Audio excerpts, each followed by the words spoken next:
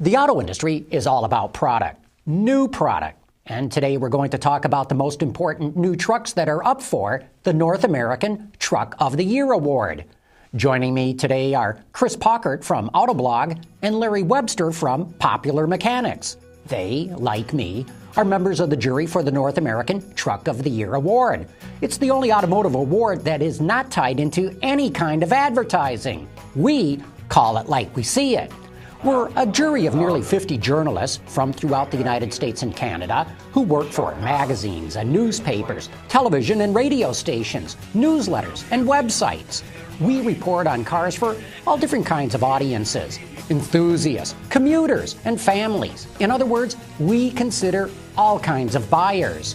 Even though the jury has already voted, we do not know who won. We'll learn that at the press conference that kicks off the North American International Auto Show in Detroit. So stick around, because today on Autoline, we're talking about the best new trucks that are in the market right now.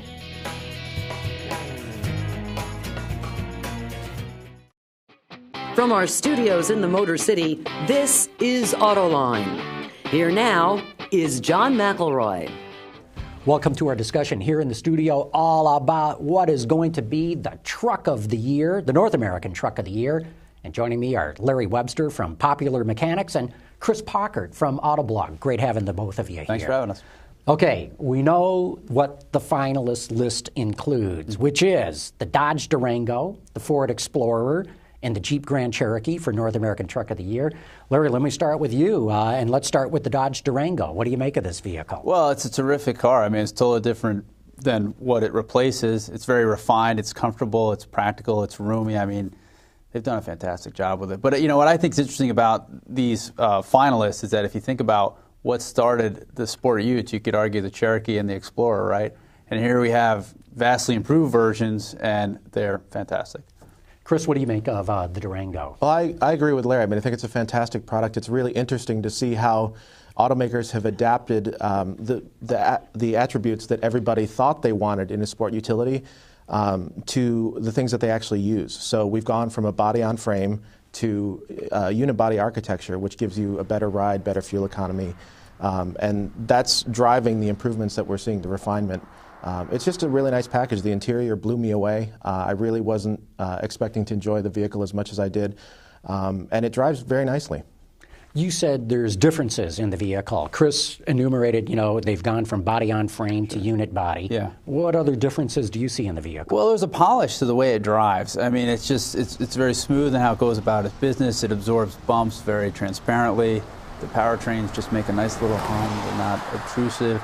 And the fit and finish of the materials are just fantastic, you know, so you kind of add all that up and it becomes a very cohesive package. Especially, I look at those things, a three-row SUV, as an alternative to a minivan.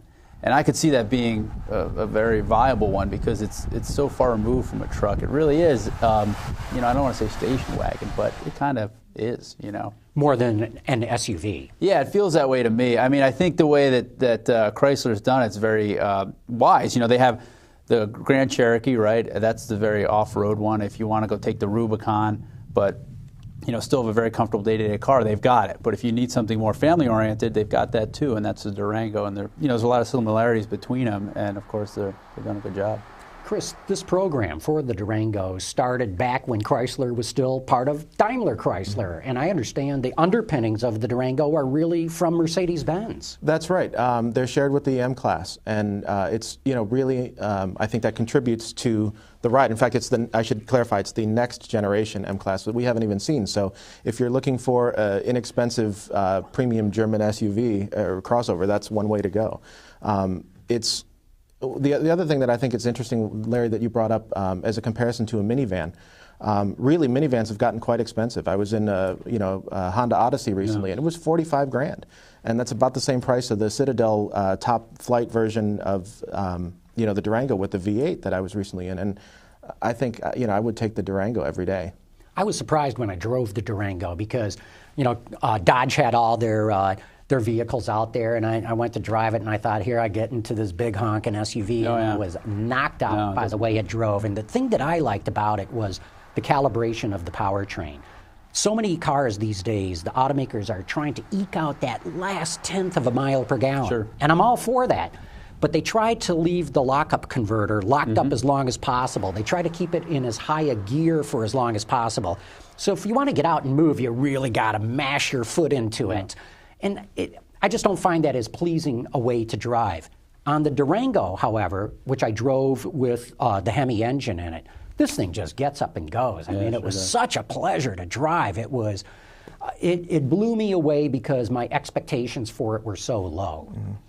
Yeah, I mean, that, as you know, that engine has that cylinder deactivation, which gets you a little bit. But I mean, those little subtle tweaks. It's interesting to me that, cars are getting so good these days that we're noticing these very fine details. And something like that, you're thinking, boy, I really wish you'd downshift a little bit quicker. And that's like a minor, fine detail, but it's really what's separating the good cars from the great ones is who's really sweated over those drivability calibrations. And I agree that the Durango certainly has it.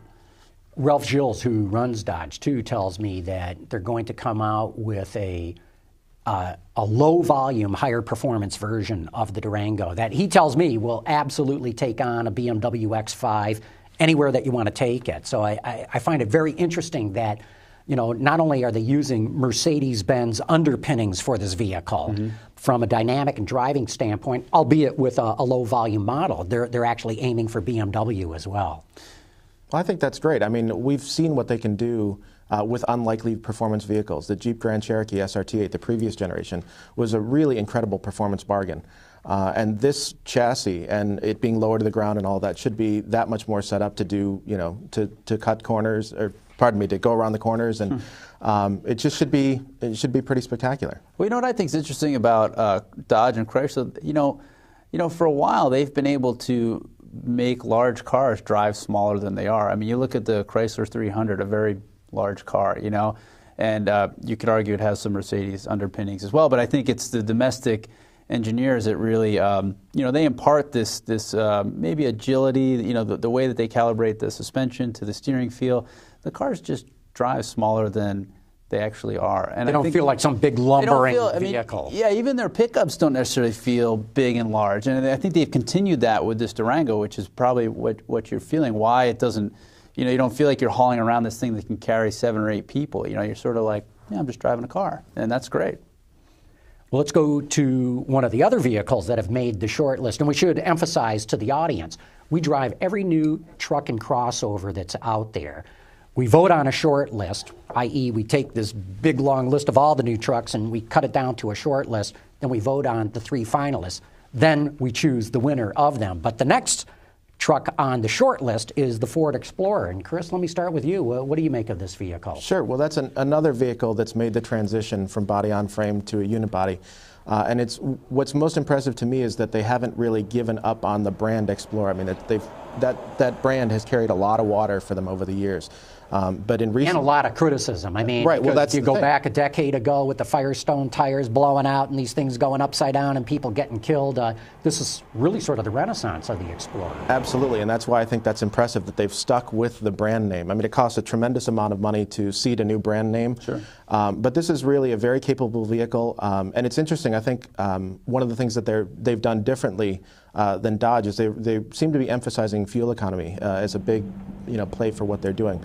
The stock 3.5 gets 25 miles to the gallon on the freeway, and that's an incredible figure for a big 3-row crossover. 25 miles per gallon for a big SUV, that's a good number. Yeah, and I mean, I think the Dodge gets around 20, and it has more sophisticated transmission. So I think that's an interesting area. And down the road, a little later this year, they're going to come out with the 2.0T. There's no V8 on offer for this car. Which is a big change for Explorer, not absolutely. to have a V8 in it. Right, and they've taken a little bit of a hit in terms of towing capacity. They're down to 5,000, but that still 5,000 pounds will get you a good-sized boat, any personal watercraft or whatever you want. So I think, again, they're really looking at what consumers actually use their vehicles for as opposed to what they think they want. What do you make of the Explorer? Well, what I like, what Ford has been doing lately is, and the thing that really strikes me about the Explorer, it just looks terrific. You know what I mean? I really think they hit the styling just right. It doesn't, they've already got the flex, so they have something sort of very distinctive, maybe a little polarizing, so it's not selling so well. And they've made it a little more mainstream, but not bland. And I think that's a real trick.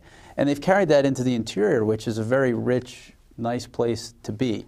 And so, you know, just before you even get in the car and feel what its dynamics are like, you sort of want to, you kind of want to be around it and you want to be in it. And I think that's going to be really a big hit with buyers. And then I should probably discuss, you know, the sync system, which, you know, as it turns out, you know, the Durango has Uconnect, which is almost every bit as capable. You know, the differences between them, what they can do, is actually pretty small. And what you're talking about, of course, is a telematic system. Syncing up your iPad, Sure. or iPhone, I should say, or smartphone, and music and what all. Well, yeah, these systems do so much. Like, we need 4 shows to just talk about everything they do. But, you know, they take your phone and then they connect your phone. They do navigation, all your music players. You know, they do 911 assist, all kinds of things. But, you know, Ford's gone one step farther. And it's on the top level Explorer, but this My Ford system, I think they call it My Ford Touch. You know, it combines a very rich, graphically interesting screen in the center stack with 2 little screens on either side of the speedometer, and it looks terrific. And functionally, it works, and it has this voice commands that are very easy to use. So you sort of add all that up to an everyday vehicle, and it's going to be hard to beat. I think the voice command is a big point. They've really improved that with the number of commands that you can take and sort of the intuitiveness. Sure. Instead of, you know, you having to point out multiple steps in order to get where you want, you just say, you know, play Led Zeppelin, and it plays Led Zeppelin.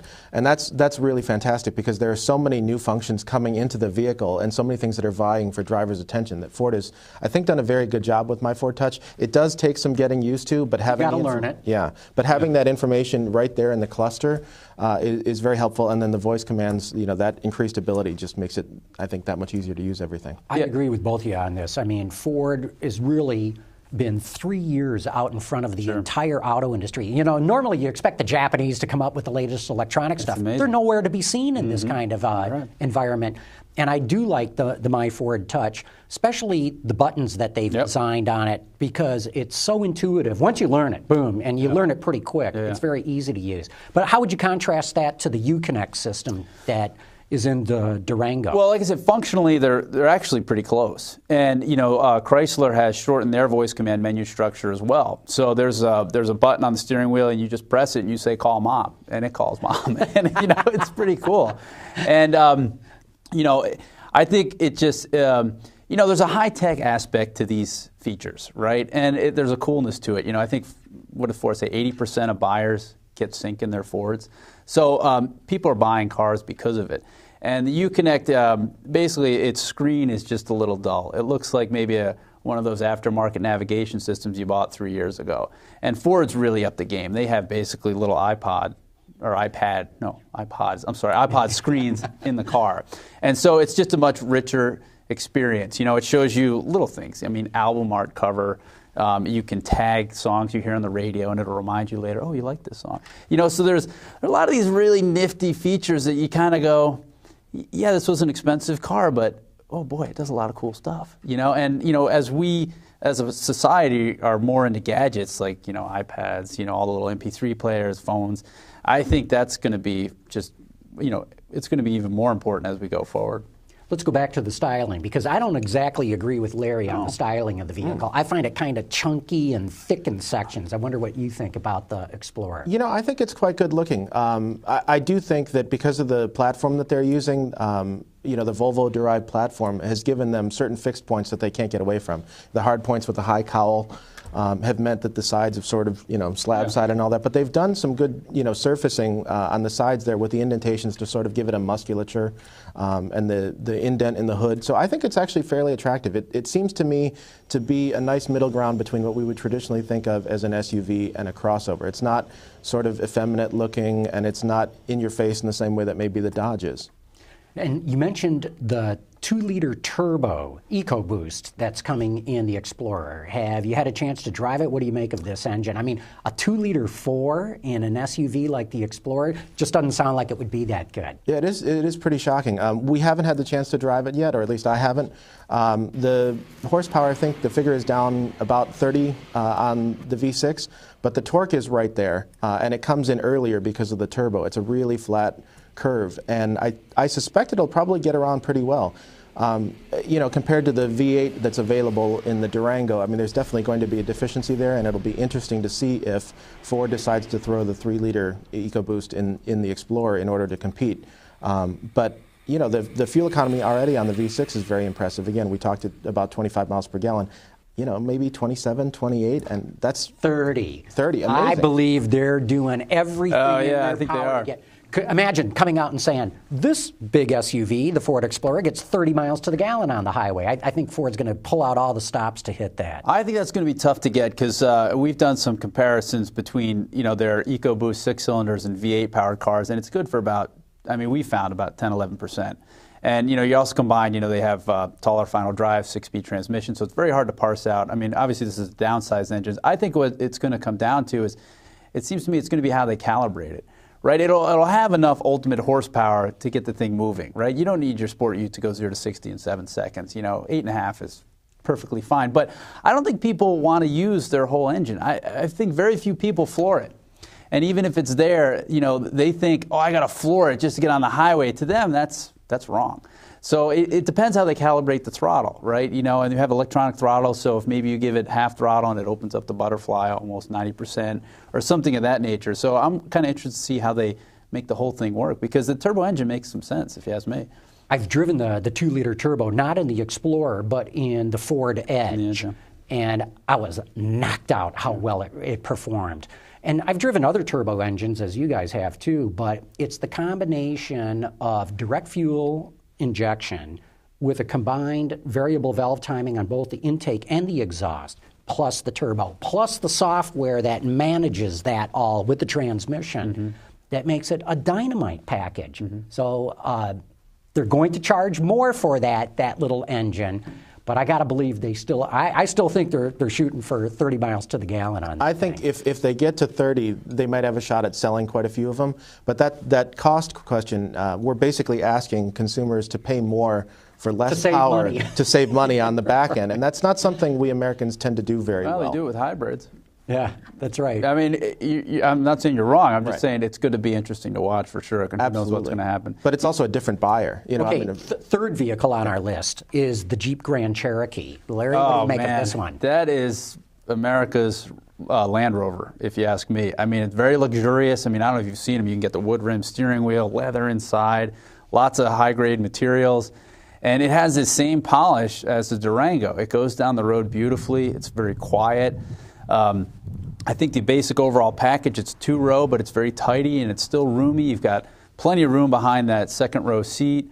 All these good options, and a plus, you know, adjustable air suspension, so the thing will go up 11 inches off the ground. It'll take on any trail you want. I mean, you need one vehicle to do it all. I can't think of a better one. Chris, what do you make of it? You know, I think you're spot on.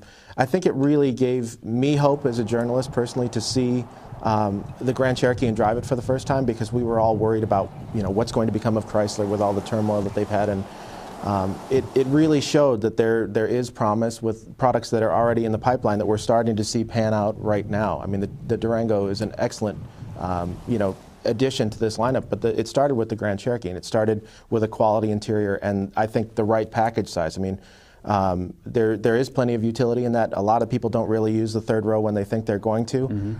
It's you know, got a very good ride for something that is so capable off-road. Yeah. And then also, too, you know, you can get the V8 optional, but really you don't need it. I mean, it's a 290 horsepower V6 now. It's their new, they call it the Pentastar V6. And, you know, I've driven them both, and there's times I'm in the V6 going, wait, is that the V8? And then I'll look like, no, it's the V6. You know, so it's really like as a good overall, you know, we know how these things are used, right? They're used around Suburbans or doing errands like that. I mean, there's just an ease of use to that vehicle that I think is really exemplary. I really love the styling on it. In fact, I think of the three finalists, the Durango, the Explorer, the Grand Cherokee. The Grand Cherokee, hands down, to my eye, is the best looking of the three of them. And what I also find interesting is, as you guys know, Chrysler ran into all problems when Daimler, broke it off. Yeah. Then Cerberus took it over, and all they did was chop. Mm-hmm. And so this is a vehicle that probably should have been out a year ago. Yeah. And I think we would have been even more impressed had it come out then. But nonetheless, it's to what you were saying, Chris, it's real good to see that given the resources and a little bit of time, Chrysler can absolutely turn out world-class products. Yeah, absolutely. I mean, it's, where we were talking about Chrysler 6 months ago to where we're talking about them today. I mean, we've got 2 out of the 3 finalists for Truck of the Year. That says it all to me.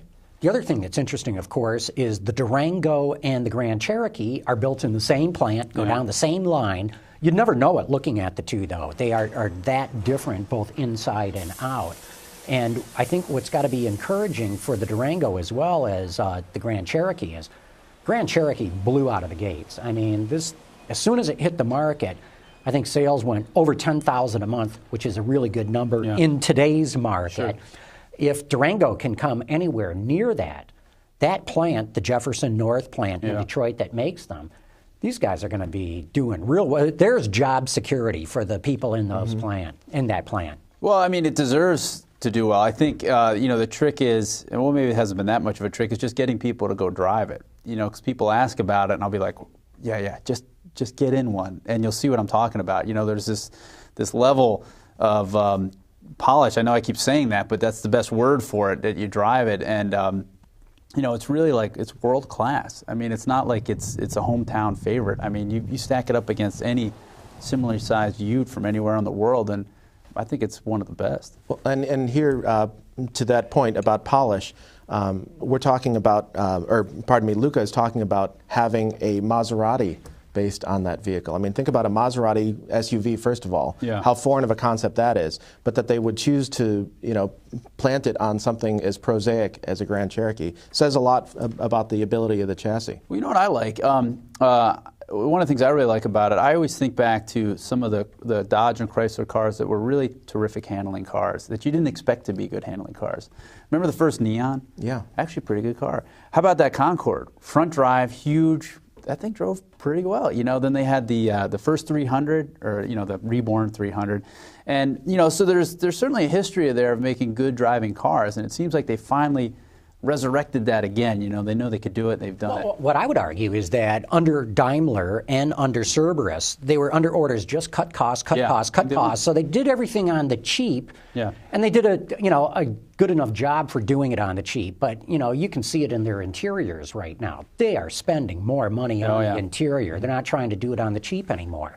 Well, I mean, you look, what we talked about with the Explorer, one of the things we really like about it, and the Flex for that matter, is, the interiors. And I think you could argue Audi showed us the importance of interior when they redid when the first A4 came out in, like 94. Do you remember that interior? I mean, everybody was like, just about fell over. And then there was, they realized, well, those are the touch points. The customers are in the car and they're experiencing the interior all the time. So it makes sense to make it nice. I mean, I don't know how Cerberus and Daimler, why they decided that was a good place to cut, but clearly it wasn't. It was not a good place to cut. Okay, I'm going to put you guys on the spot right now. Chris, let me start with you. Of the 3 finalists, Dodge Durango, Ford Explorer, Jeep Grand Cherokee, which one is going to win the Truck of the Year? I think it's going to be the Ford. I think it's the right package. It's a nameplate that people are familiar with, and Ford has a lot of momentum right now in the marketplace. And I think among the journalists too, we see a lot of the great things that they're doing in terms of technology with Sync and with My Ford Touch. That they've really brought all of that to the forefront. The fuel economy on this vehicle is excellent, and it's an attractive package.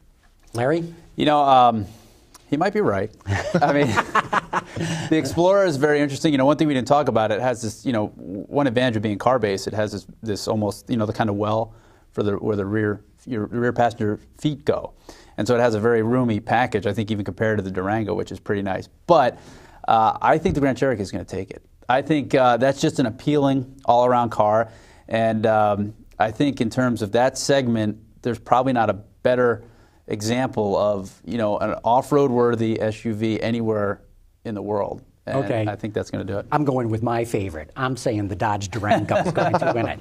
Hey, real quick, because we've got the finalists for the Car of the Year too: the Chevrolet Volt, the Hyundai Sonata, and the Nissan Leaf. Chris, which one's going to win it? I think it's got to be the Volt. It's a watershed piece of technology, the way they've integrated electric drive and getting the batteries charged from the onboard internal combustion engine.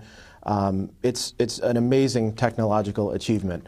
We can quibble about whether it's a pure electric or whether it's a hybrid or whatever, But the reality is that it works, and they brought it to market on time. They delivered it pretty much the way they said they would.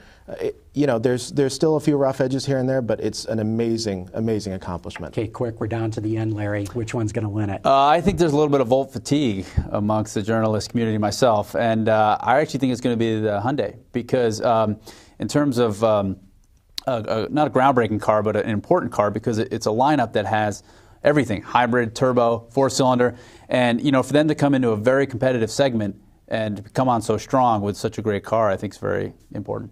Real good. Okay, I'm picking the Leaf. But anyway, Larry Webster, Chris Pockert, thanks so much. Thank you for watching, but I'll be back in a moment with some closing thoughts.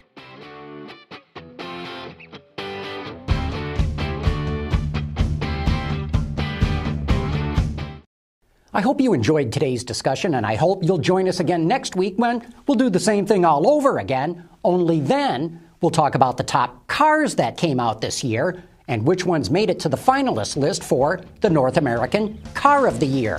For that show, I'll have Marty Padgett from High Gear Media and Eddie Alterman, the editor of Car and Driver magazine. They are two more of the 50 different jurors who choose the award. By the way, you can get more information about the auto industry at our website. We have information there from literally all around the world. But that wraps up this show. For all of us here at Autoline, thanks for watching. We'll see you right here, this time next week.